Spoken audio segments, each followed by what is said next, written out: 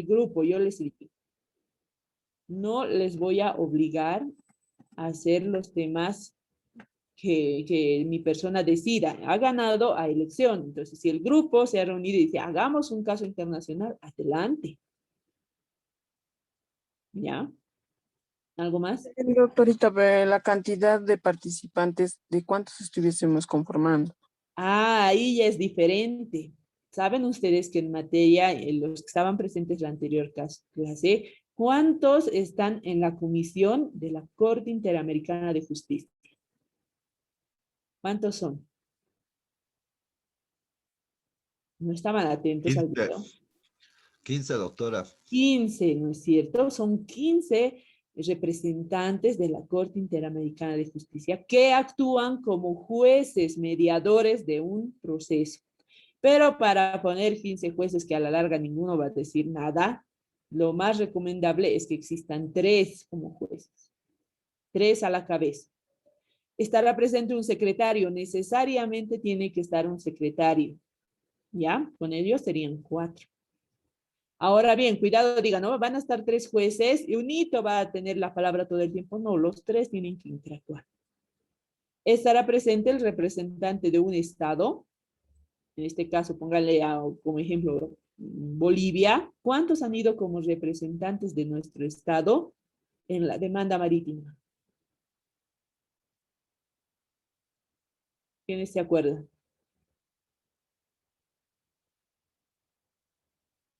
Nadie. Expresidente. Mesa. Y Rodríguez del Eduardo Rodríguez Belcé, creo que más era. Exacto, entonces han ido 2 representantes de nuestro estado, ¿no es cierto? Entonces hasta ahí sumamos 6. Tendrán que existir también 2 representantes del otro estado, 8. ¿Ya? Entonces, ese es el margen de los integrantes del grupo de materia internacional, porque en materia internacional no se presentan testigos por si acaso, tampoco peritos, no se presentan.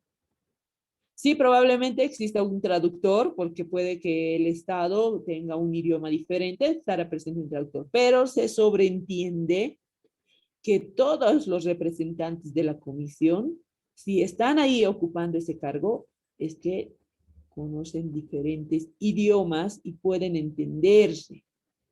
Por eso están ahí. Entonces, nosotros no necesitamos 2 representantes de un estado, 2 representantes de otro estado, 3 jueces mediadores y un secretario. En total, 8. Para los que elijan materia internacional. ¿Algo más? ¿Nada más? Nada más. Entonces, continuamos con el tema número 2. Nos habíamos quedado en lo que es el derecho internacional público y la moral internacional. El derecho internacional público se sustenta en el acuerdo de que las relaciones entre las naciones deben ser para un beneficio mutuo y que siempre son preferibles a la guerra. Entonces, dice que este derecho internacional siempre va a ir en pro de la paz y la seguridad social para no ingresar en el tema de la guerra. Dichas relaciones de cooperación entre estados, es decir, la rivalidad o intercambio, deben por ende regirse por tratados voluntarios, a lo que todos los países que los suscriben deberán someterse, considerado que dicho ordenamiento es independiente de quienes ejerzan sus gobiernos. Existen unos tratados en los que establecen la paz y la seguridad social que han firmado o que forman parte de ese tratado, convenio, ¿no es cierto? ¿Esto para qué? Para resguardar la paz internacional entre los diferentes estados. Los convocan, firman, les he dicho, no es necesario recalcar, todos quienes forman parte de ese tratado o de ese convenio están sujetos a respetar esas normas. Hay también estados totalmente independientes que no firman en esos acuerdos, que no forman parte de esos tratados. Entonces, estos estados se rigen bajo sus propias normas. se ejercen su propio gobierno, sin o con independencia de los demás estados. No están dentro de los tratados y convenios internacionales. Veamos ahora lo que es la moral internacional. En cuanto a la moral, reglamenta los actos internos, los actos externos en la relación con los demás estados. Tiene una vertiente social que regula las acciones de los hombres en el medio internacional. Moral internacional, dice. Entonces, nosotros en primer año hemos avanzado lo que es la moral, la ética, los valores, ¿no es cierto? ¿A qué se refiere? Entonces, dice que la moral no te obliga, ¿no?, a cumplir ciertas normas de trato social. Entonces, dice que las normas morales son aquellas en las que tú estás dispuesto a aceptar o no. Entras a un minibús, alguien te saludas. Por moral, uno responde al saludo. ¿No es cierto? Esas son las normas morales. Pero así también hay norma moral internacional, en la que cada estado deberá respetarse, esté o no esté dentro de un tratado, dentro de un convenio. Si ustedes, ciudadanos bolivianos, se van de excursiones a otro estado, deberán guardar respeto al otro estado en sus derechos, en sus obligaciones, ¿no es cierto? No son, claro que no son tan diferentes, pero hay, por ejemplo, yo les voy a dar un ejemplo. Cuando uno va de visita al estado vecino Argentina, ustedes pueden ver la diferencia con Bolivia, ya que las calles son totalmente limpias en su totalidad. No hay desorden, no hay como acá la 16 de julio, la Ceja, donde las vendedoras están sentadas por donde sea, no existe eso en Argentina. Sí, evidentemente hay zonas que los bolivianos ya lo han transformado, como su Bolivia, Liniers, Bonorino, son zonas que se han convertido como la 16 de julio, donde encuentras de todo y hay puestos por todo lado. Son zonas establecidas ya, los bolivianos lo han transformado. Y que el Estado argentino los respeta, porque así los va a respetar a todos los ciudadanos que llegan a su país a trabajar. Allá los bolivianos son bien queridos. Dicen, no nos discriminan, no es cierto. Yo he ido a hacer un estudio allá en Argentina. Los que realmente se discriminan son entre los bolivianos. Bolivianos que han llegado hace años, que han tenido ahí sus hijos, que tienen ahí sus empresas, que reciben a gente boliviana que está recién ingresando al Estado y los tratan mal, los discriminan, los ofenden. Sin embargo, el ciudadano netamente argentino los quiere muchísimo a los bolivianos porque los consideran a los bolivianos gente muy trabajadora, honesta, honrada. Por eso son apreciados por el Estado. Y así el Estado ha dicho, ¿no? Si los bolivianos han incorporado su cultura en esta zona, lo vamos a respetar y no lo vamos a sacar. Sin embargo, hay zonas establecidas donde no pueden ingresar sus ventas y donde ponte que un boliviano, ha ocurrido en la época en que yo he ido a visitar ese país, me contaba, ¿no? De que habían salido los 3 bolivianos de un taller y habían ido a consumir bebidas alcohólicas. Allá las fiestas empiezan 10 de la noche y terminan 6 de la mañana. Sí o sí tienen que salir a esas horas de los locales, fiestas, discotecas, etc. No es como acá, que empieza tipo 2 de la tarde, 3, 4 y salen 12 de la noche. Allá es viceversa. Empieza 10, 11 y termina 6 de la mañana. ¿Por qué? Por evitar la delincuencia. Si allá los locales cerraran a las 12 de la noche, allá los delincuentes son terribles, no son como aquí los bolivianos. Gente que lo ven caminando y a un balazo. Entonces, para evitar eso, los locales se empiezan a retirar a la gente a las 6 de la mañana. Entonces, resulta que los 3 bolivianos se habían estado yendo por una calle argentina y consumiendo bebidas alcohólicas y habían botado las latitas de cerveza así en vía pública. Y el gendarme viene y le dice, no, acá nuestras normas establecen que ningún ciudadano puede botar basura en las calles. Y menos estando en estado de ebriedad.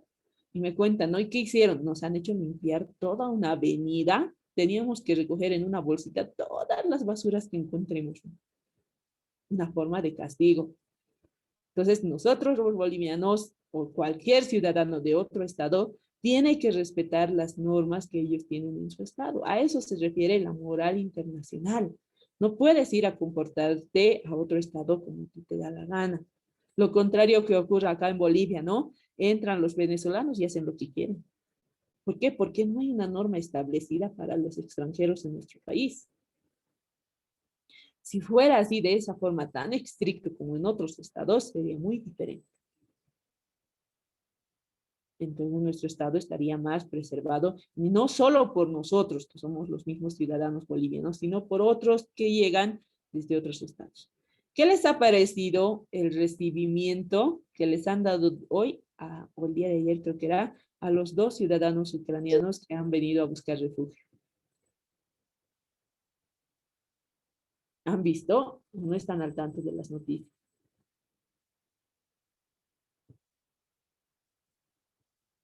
No han visto. En primer lugar, doctora, creo que ha sido que no los dejaban entrar, ¿no? Los Ya. de migración. Bueno, y al final ya la presión también de la gente hizo para que retornen, vuelvan y el recibimiento en Santa Cruz con la tamborita y todo esto, ¿no, doctor? ¿Te parece bien ese recibimiento, José? Mire, doctora, no sé, para mí, bueno, deberían abrir, sí, para ayudarse, se está ayudando también a los venezolanos, ¿no? En algunos casos, pero el tratado, no sé cómo tendrá, doctora, de que puedan ingresar ellos, ¿no? Sin una visa, o cómo podrían haber llegado hasta acá, hasta Bolivia, ¿no? Exacto. Sea la forma que sea en que ellos han ingresado, si está dentro del marco de la ley o no está dentro del marco de la ley, su estado está en un estado de emergencia. Entonces, cuando hay estados que están en estado de emergencia, todos los demás tienen que abrirles las puertas, ¿ya? Porque se supone que están escapando de un conflicto. Los demás estados, con la moral internacional, ahí vean, entonces están en la obligación de recibirlos. Están en la obligación. ¿Listo? Pero a mí lo que me parece terriblemente indignante es la forma en que los han recibido. La forma en que los han recibido. Hay ciudadanos ejemplares en nuestro estado, en nuestra sociedad, que son los menos visibles, que están en las calles. Abuelas que están trabajando, agarrado a sus nietos en las avenidas vendiendo gelatina. Ahora les aseguro que a esos 2 ciudadanos, nuestro estado les va a dar un lugar donde dormir. Les va a dar techo, les va a dar comida, les va a dar todas las comodidades. No niego, ¿no? Está bien, están escapando de un conflicto. Pero que vengan a nuestro estado a lucharla, a trabajar como trabajan todos los demás ciudadanos. Entonces, desde mi punto de vista, es reprochable la forma en que los han recibido. Reprochable. Sí, está bien, puedes ingresar, ya vas a estar aquí, ya estás lejos de tu estado, muy bien, adelante, pero con las condiciones de que vas a trabajar y vas a lograr el sustento de tu alimentación, vivienda, etc. Hasta ahí debería llegar nuestro estado. Pero como estamos tan avanzados, así es como recibimos a otras personas sin velar a nuestra propia sociedad. Digamos, moral internacional. ¿Han entendido, no? Lo que es la moral internacional. No estás obligado a hacerlo, pero tienes que hacerlo por respeto al otro Estado. Así dice. Cortesía internacional. Las normas de cortesía internacional. Para unos realizan una función de suavizar las relaciones internacionales y para otros es una función mucho más amplia en cuanto considera que todo el derecho internacional o la mayor parte de él está constituida en realidad por esos usos sociales, el saludo, el respeto, etc. Por lo que, por otro lado, resulta imposible prácticamente es precisar el catálogo de los actos internacionales de cortesía y determinar su exacto contenido. No está establecido realmente cómo tenemos que tratar cortésmente a otro estado nosotros, a eso se refiere, pero existen las normas de cortesía. Cada estado con su representante conversarán y dirán, no, mire, es que quiero pasar, usted tiene acceso al mar, nosotros, nuestro estado, estamos en medio, no tenemos acceso al mar y nos gustaría transportar nuestros productos de un lugar a otro. Cortésmente el otro estado dirá, muy bien, adelante, tienes este paso, utilízalo, paga tus impuestos y todo eso. A eso se refieren las normas de cortesía internacional. tratarse cortésmente un estado con otro. ¿Listo? Relación con otras ramas del derecho. El derecho internacional tiene relación también con otras ramas del derecho. Exactamente, el derecho internacional se relaciona estrechamente con el derecho constitucional. E inclusive existe una nueva rama que se denomina Derecho Constitucional Internacional, que estudia las normas constitucionales que producen efecto en el ámbito internacional. Por ejemplo, las normas referentes a la suscripción, ratificación, canje de los instrumentos que conforman los tratados. Entonces, está íntimamente ligado o relacionado con el derecho internacional, que es que regula el comportamiento con los otros estados y las formas en que ambos estados van a realizar sus tratos. Ahora bien, también se relaciona con el derecho civil, ya que el derecho civil tiene una gran influencia en la formación del derecho internacional público, al que le transfirió una serie de términos como ser la cesión, la ocupación, personas, cosas, obligaciones, utilizan casi los mismos términos en materia civil e internacional. Con referente a la cesión, es un modo de adquirir la propiedad, ustedes ya saben, o creo que van a llevar al año, ¿no? Diferentes tipos de contratos, sí, todavía no saben. La cesión es un modo de adquirir la propiedad y un derecho real, derecho a la accesión de mueble, inmueble o mixta. ¿Qué quiere decir? Pónganle que nosotros estamos haciendo uso de un territorio. ¿Por qué? Porque nadie lo está dando uso. ¿Por qué? Porque esas tierras están así, tienen muchos kilómetros cuadrados de por medio. No, el otro estado no lo está dando uso. Entonces los ciudadanos de esa comunidad empiezan a ingresar a ese territorio. Siembran, cosechan, empiezan a dar frutos a ese territorio, ¿no? Entonces el otro estado dirá, pero esto me pertenece. Sí, pero tu estado no le está dando uso, nuestro estado sí. Entonces ese es el tipo de accesión al adquirir la propiedad. ¿Y cómo se accede? Dándole uso a esa propiedad, ¿cierto? Si no está en uso, el otro estado le puede dar y ya entonces empezarán pues a negociar, incluso si probablemente el otro estado no esté de acuerdo, no, y estas son mis tierras, las quiero, y presentarán su demanda a la Corte Interamericana de Justicia para llegar a una conclusión. ¿Listo? La ocupación.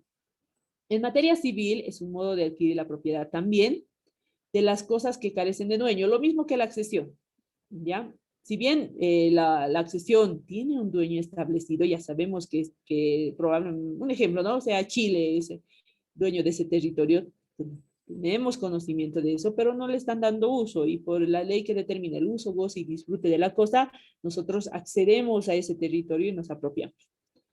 ¿Listo? La ocupación es diferente. Es un límite de tierra donde no existe un propietario en sí. Puede que los de catastro no se hayan fijado, ¿no? De ese territorio y estén en el limbo. Nadie tiene posesión de esa propiedad. Entonces, si nuestro Estado decide tomarlo en cuenta esa propiedad, incorporar a sus ciudadanos, empezar a hacer uso de ese territorio, a eso se refiere la ocupación. En materia civil es lo mismo. Ustedes viven en una avenida, cuentan con una terraza y siempre se han percatado que la casita de al lado está vacía. Llevan años viviendo en ese domicilio, años. Nadie hace uso, no entra nadie, no sale nadie, la casa está totalmente abandonada, no tiene luz, no tiene agua, no tiene nada.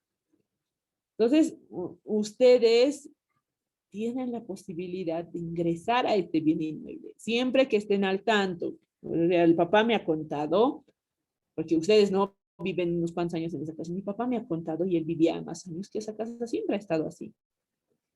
Ingresan a ese domicilio, empiezan a hacer los arreglos, instalan luz, agua, todo lo concerniente, ¿no? La vivencia, porque una casa tiene que estar habitada. Empiezan a hacer sus arreglos. Aún así no aparecen los dueños.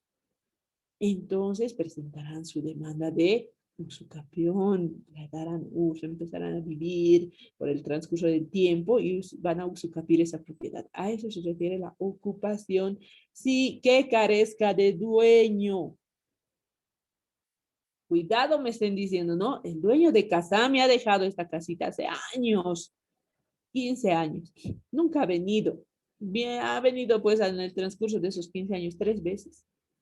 Van donde un abogado y le dicen, quiero hacerlo a usucapión. No se puede.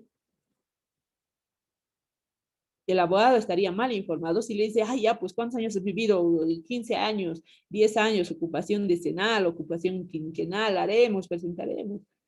Y en el transcurso del proceso se han dado cuenta de que había existido un dueño. No corresponde la usucapión. Corresponderá a la posesión. Entonces no confundan eso. Me voy a entrar a esa casita, me voy a adquirir esta casita porque he vivido años. No se puede. A eso se refiere la ocupación. Para ahora el concepto de personas, estudiantes de tercer año, ¿qué es una persona? Creo que ya hemos visto ayer también en la anterior clase, ¿no? ¿Qué es una persona?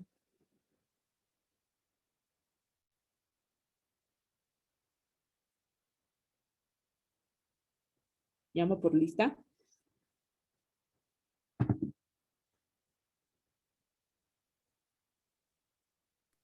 Doctora, Adelante.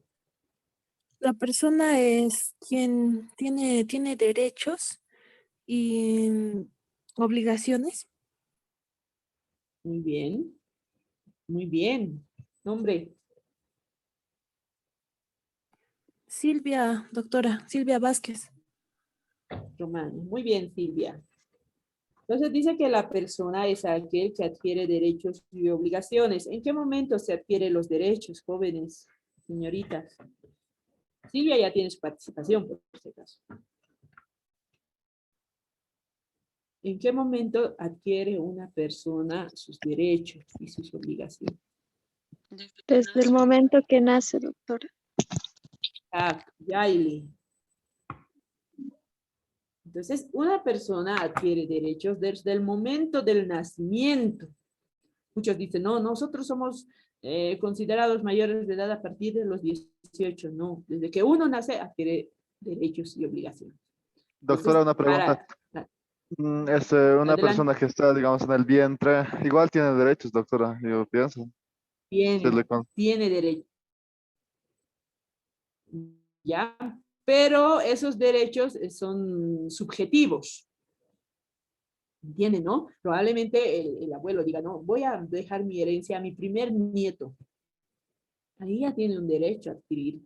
Saben que al momento en que él nazca, le van a llegar todos los beneficios que le ha otorgado el abuelo.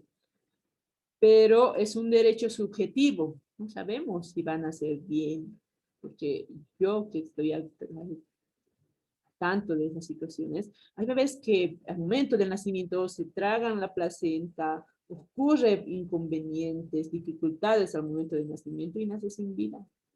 O nace con vida, está vivo 1, 2, 3 días, fallece. Entonces son derechos subjetivos los que tiene el menor que está en el vientre antes del nacimiento. Subjetivos. Puede que acceda a ellos, puede que no.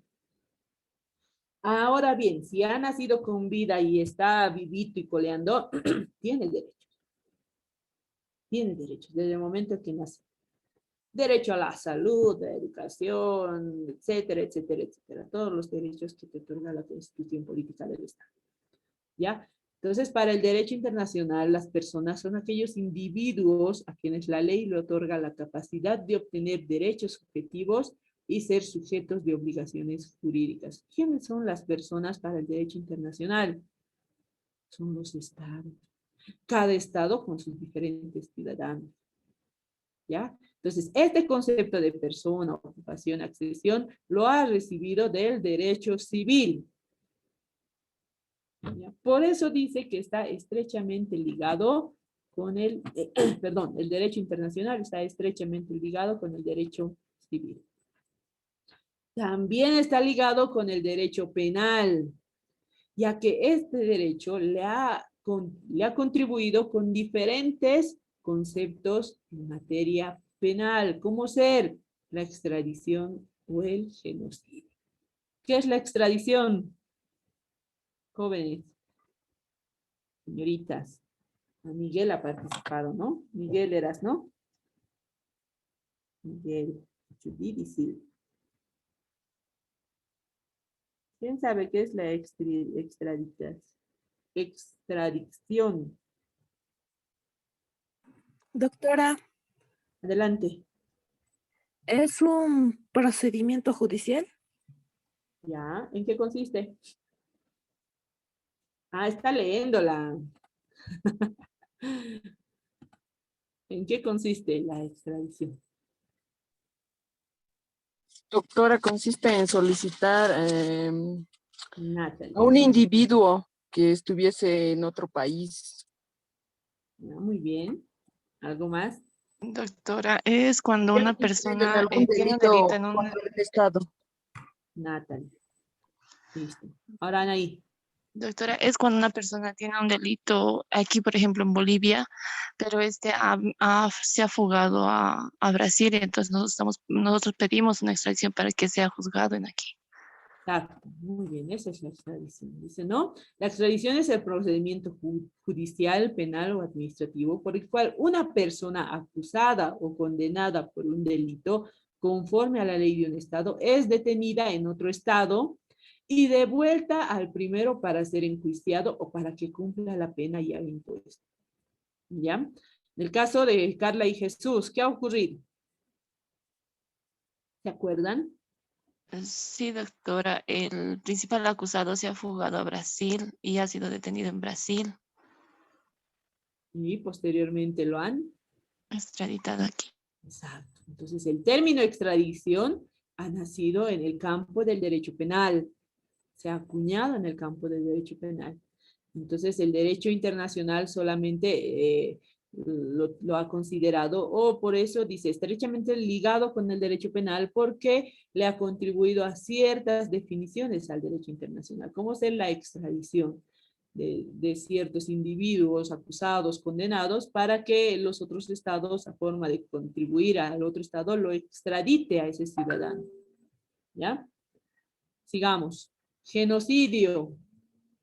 Entonces, el derecho penal ha establecido el concepto de genocidio. Este consiste en cometer actos orientados a destruir total o parcialmente un grupo nacional, étnico, racial, religioso. Los actos que pueden constituir genocidio son matanzas, lesiones graves a la integridad física, mental, someter a las víctimas a unas condiciones que puedan destruirles físicamente. Un caso que ha llamado mucho la atención y es de donde ha nacido este término, ¿cuál es? ¿Alguien sabe? ¿Se acuerda? ¿Cómo ha nacido ese término? Y hay un juicio sumamente interesante que les voy a hacer ver también. Nada. Estaba liderado este caso de genocidio por Adolfo. Hitler. Exacto. Ha sido una época donde ha existido muchísima matanza a los judíos.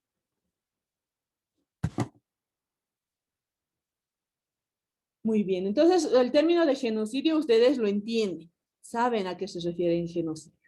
Este tipo de genocidio también es sentenciado por el derecho internacional mediante la Corte Interamericana de Justicia para evitar este tipo de actos en diferentes estados.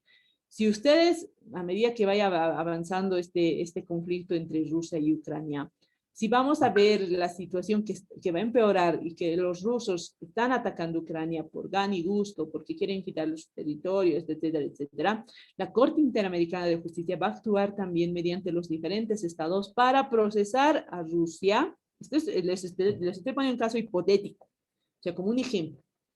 ¿Ya? Entonces, van a procesar a Rusia y a todas sus autoridades militares, políticas, etcétera, por el tema de genocidio. Si es que en el transcurso del tiempo se van a ver matanzas, asesinatos, niños, niñas, mujeres, si es que van a ir en contra de esa humanidad, la Corte Interamericana de Justicia también va a actuar. Es un caso hipotético, les estoy diciendo. Probablemente pase o no pase porque sabemos que los ciudadanos ucranianos están debidamente resguardados en los subterráneos, hemos visto, ¿no? Entonces, a eso se refiere la relación del derecho penal con el derecho internacional. Denme un segundito, por favor.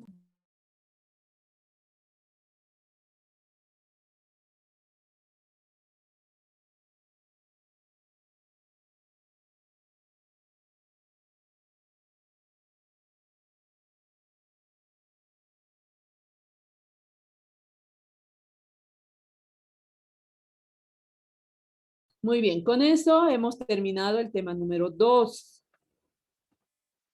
¿Ya? Entonces dice, no permitas que un mal docente, una mala nota te desaliente. Los grandes estuvieron en la misma situación. Nunca permitan que la llamada de atención de una persona, de alguien que está por encima de ustedes, que ustedes pierdan sus esperanzas y digan, no lo he hecho bien, he equivocado, no voy a poder, mejor lo dejaré nomás y me iré a trabajar con mi papá me ha hecho trabajar, que para qué estás estudiando.